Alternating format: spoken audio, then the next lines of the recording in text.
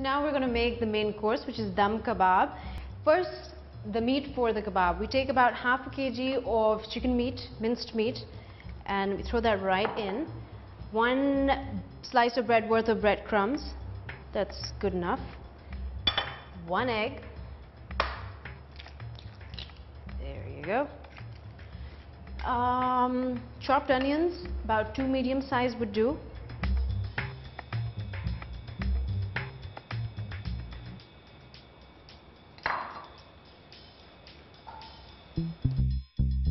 One teaspoon of salt.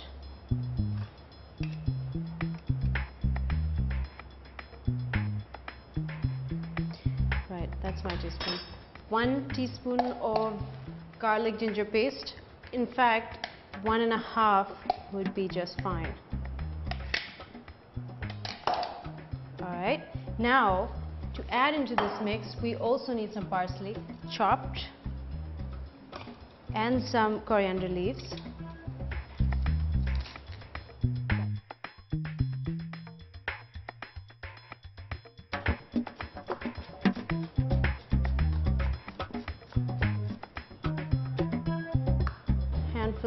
Handful of this right into this mixture. And now the red chilies and the green chilies. We do not use red chili powder, and we do not use any other spices, not even black pepper. We do use these.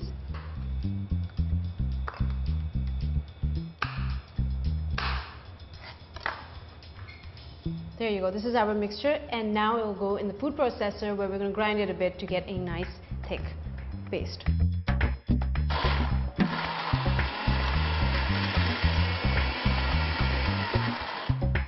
So you throw all of that in a food processor, and this is what you will get. And now you make the kebabs. If it's too pasty, if it's too liquidy and not solid enough, you can always add a little more breadcrumbs to get that right texture.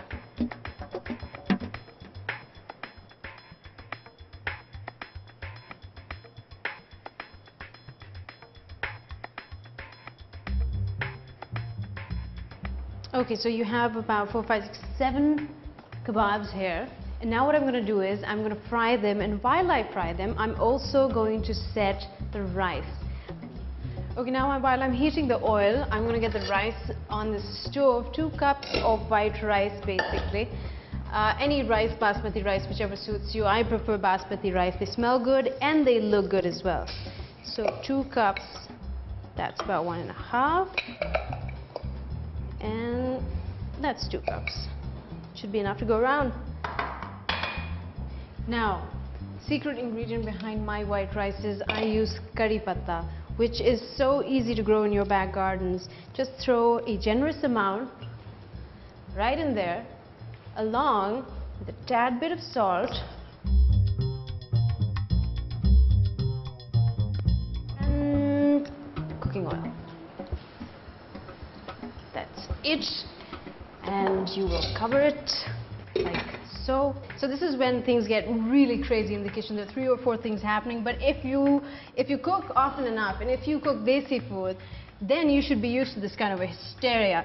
And women mean it when they say they don't like too many people in the kitchen when they're cooking, as it's too much going on to handle, and you don't want people in the way. Now, while this cooks, what I'm going to do is I'm going to make the gravy. Now, the idea behind dum kebab is we do not use a lot of gravy. We use a thick paste of sorts, which is why I'm roughly cutting about 2-3 tomatoes,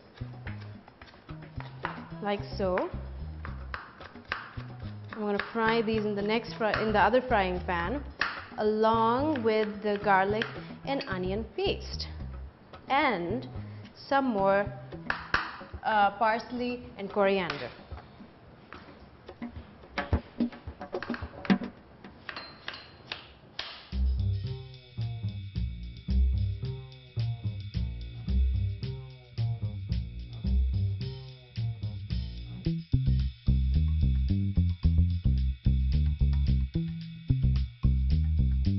Keep checking the kebabs. You don't want them to break, you don't want to turn them too often, but you want to make sure that the sides are nice, well cooked.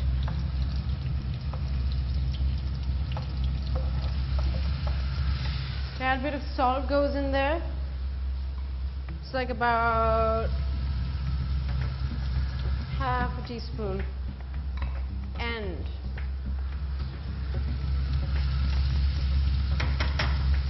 just for flavor, you can use a little bit of roasted cumin, grounded roasted cumin seed powder. Cumins.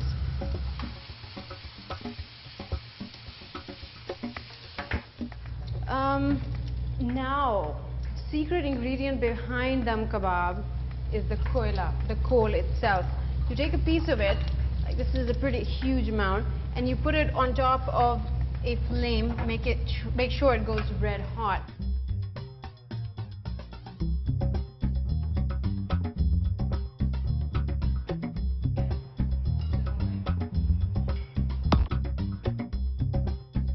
I'm going to take a little bit of this oil that I've used to fry chicken kebabs in, throw it in here, and the masala that we just made, I just grinded it, and now this goes in this little patili here.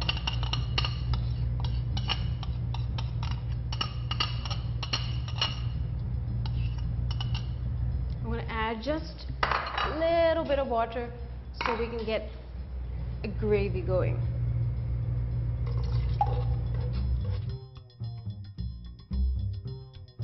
In the gravy, we're going to place the kebabs.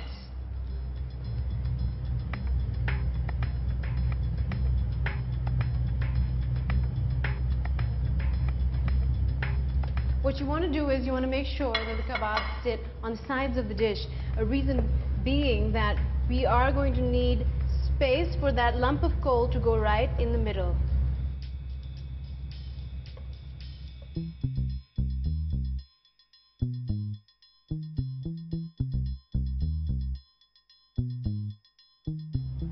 I'm going to take this piece red side up, right here,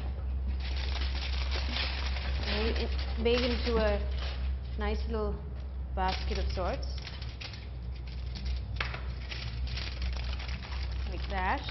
Place it right in the center and drop about a teaspoon of oil on top of it, and very, very quickly put a lid on. Do you see that smoke? That is where the real charcoal flavor comes from. Now while that happens, of course, I've got to check on my rice, which I think is just about ready.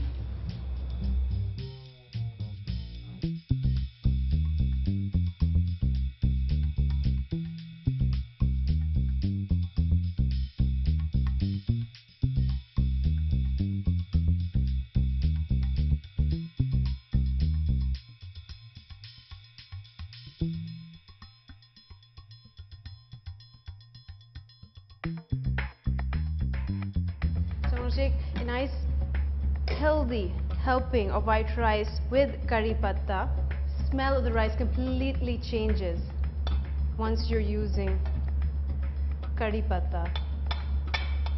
People use curry patta in a lot of dishes and it goes well. It's a local herb. It's used in curry in itself.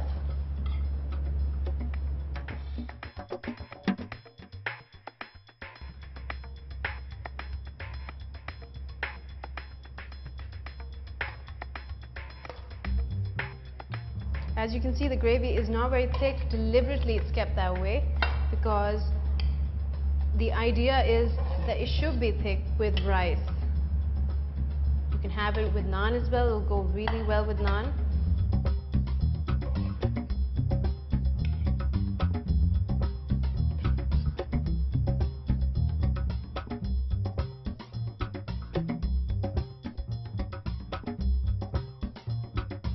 Food is ready. It smells great, if I may say so myself, and the weather is to die for. So my friends are waiting. Before the food gets cold, let's get started.